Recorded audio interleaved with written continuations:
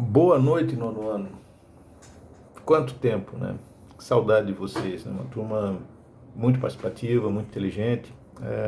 Uma pena que a gente teve o ano mal iniciado, já interrompido por conta dessa pandemia aí do coronavírus, mas não é um assunto que eu vou tratar nessa videoaula, porque, na realidade, ah, a ideia, depois de algumas semanas, a gente usar a videoaula é para esclarecer os assuntos dentro do capítulo 2 e 3 da apostila, que vão fechar essa apostila de vocês, e ao mesmo tempo dar um norte aí para o que vocês estão lendo, estão vendo e tal, estão estudando.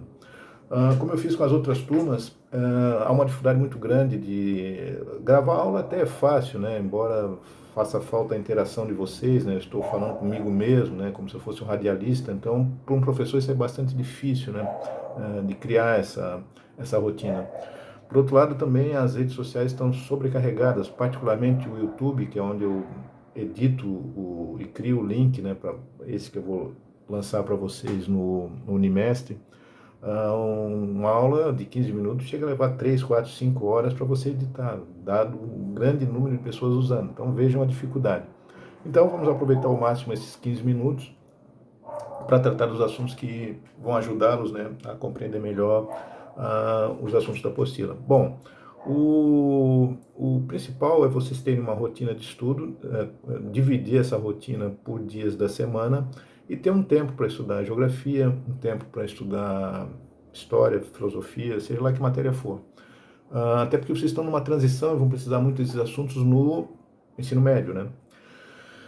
Sugestão: no meu caso, eu tenho mandado no Unimestre um roteiro para vocês. A abertura do capítulo tem um vídeo que mostra com imagens aquilo que o capítulo está mostrando. No caso aqui nós estamos estudando a demografia, né? Demografia é um estudo das populações da Europa, da América, da Ásia e da Oceania, principalmente as que estão agora nesses dois capítulos que encerram a apostila 1. Então, assistir o vídeo, ler os textos, olhar as fotos, né, com atenção, se dedicando àquela matéria especificamente naquele momento,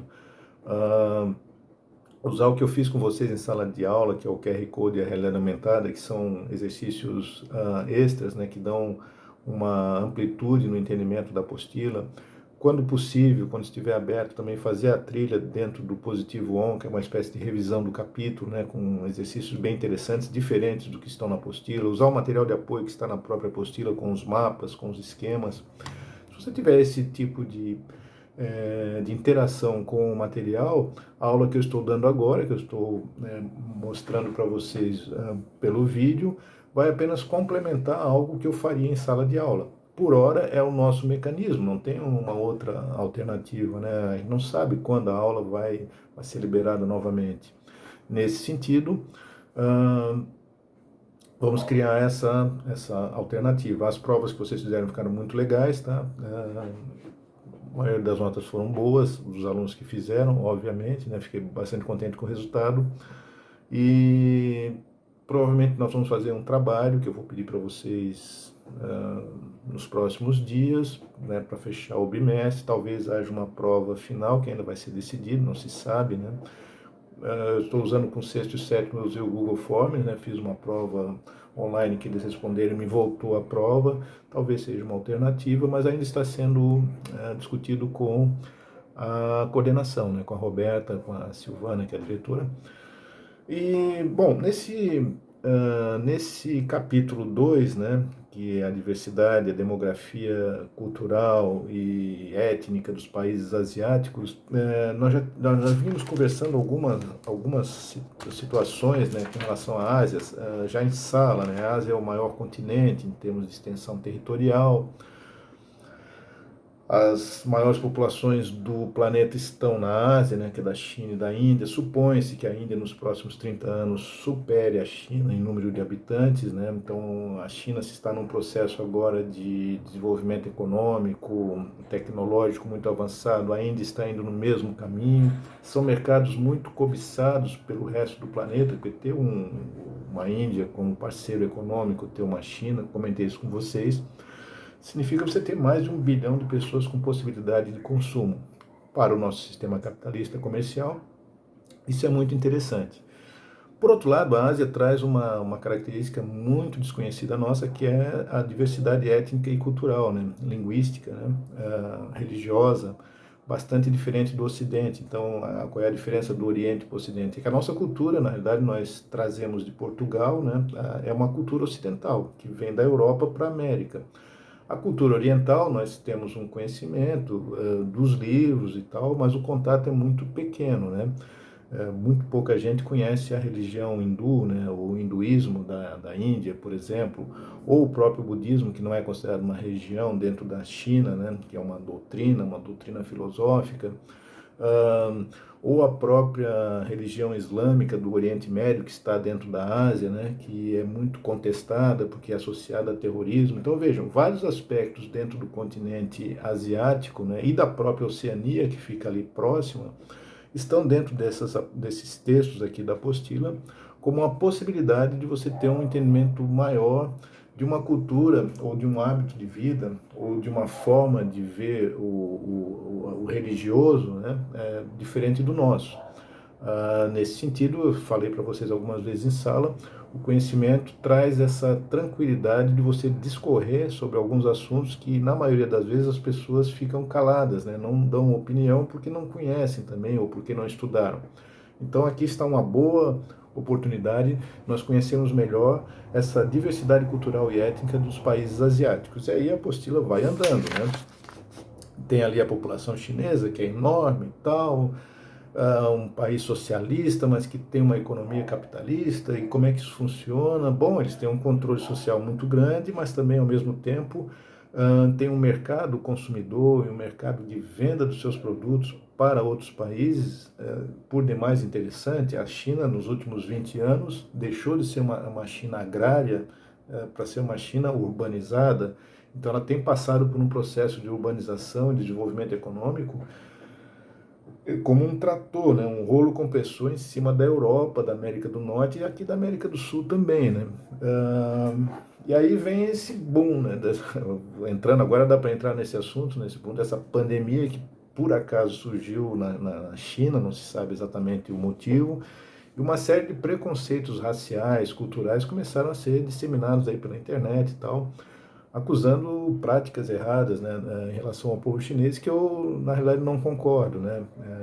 Esse vírus, ele surgiu de uma mutação mesmo, né, no reino animal e da nossa intervenção na natureza mesmo, que nós acabamos tendo contato com algumas espécies que, se o planeta não estivesse crescendo tanto, consumindo tanto, nós não teríamos. Então, não vejo muito por esse lado, não, que a mídia está colocando.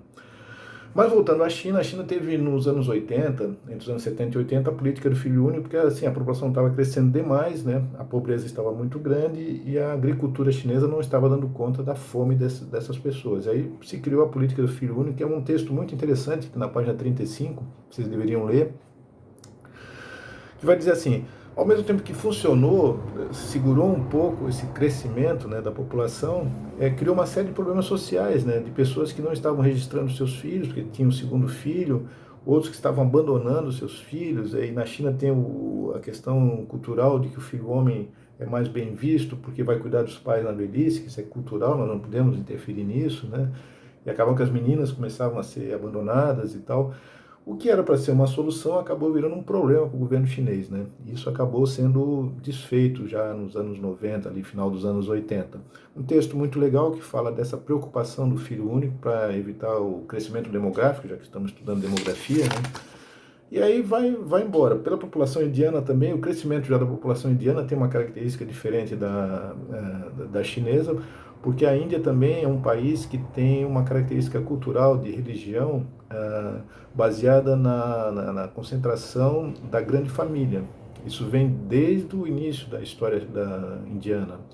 Aquela família com 5, 6, 7 filhos, o que é natural para eles, porque é uma proteção social que se cria em volta dos próprios filhos, né, de sustentação da própria família. Então vejam, isso o que é o cultural acaba interferindo também na demografia, né, o texto aqui que está falando sobre essa situação é bem legal de entender, não vejo dificuldade, principalmente por 9º ano, né, e a apostila segue. Os povos oceânicos. Os povos oceânicos, esses eu não cheguei a trabalhar com vocês, né? Nós temos na Oceania, a Oceania é considerado um novíssimo continente, aparece nos textos da apostila. Novíssimo continente porque a Oceania vai ser, unificar a Austrália, Nova Zelândia, Papua Nova Guiné, né? São povos oceânicos porque não existe divisa territorial, são ilhas.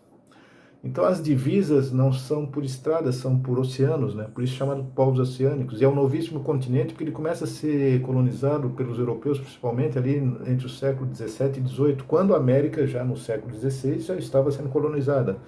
Então a América é considerada o Novo Mundo, a Oceania o Novíssimo Mundo.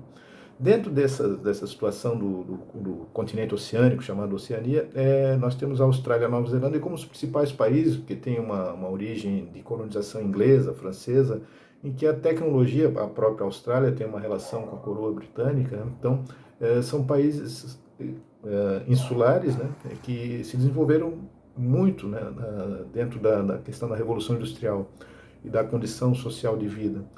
Fora a Austrália e Nova Zelândia, os outros povos das ilhas, como a Indonésia, por exemplo, né, que são arquipélagos, a própria Papua Nova Guiné, são povos que ainda vivem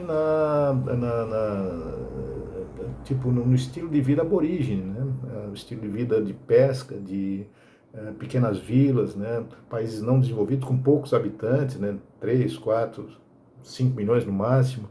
Então, os maiores países da Oceania são Austrália e Nova Zelândia. Nesse sentido, são os mais desenvolvidos. É o que dá para perceber aqui na leitura da própria apostila. Vai falar na página 42 sobre os aborígenes, né, os papuas e os maoris, e na realidade bem interessante o texto aqui para entender também que eles trazem uma tradição de vida ligada ao mar e tradições ancestrais, e são povos também, não é que pararam no tempo, mas eles têm as tradições muito mais importantes do que a preocupação em se organizar de forma urbana, por exemplo, como nós aqui do Ocidente. Então é uma cultura bem interessante de entender. E por último, entrando já no capítulo 3, né, que são as correntes migratórias, eu mandei um resumo para vocês explicando essas correntes migratórias que acontecem no mundo todo por vários motivos, né? Aparece a questão, tem um texto muito legal na página 49 sobre os refugiados. O que é um refugiado? É alguém que está saindo de uma situação de guerra e que pede um asilo político, que pode ou não ser concedido por um país que vai o receber, né? Essa população. Então as migrações podem acontecer por guerra, por perseguição religiosa, por procura de melhores condições de trabalho, né, por fuga da pobreza.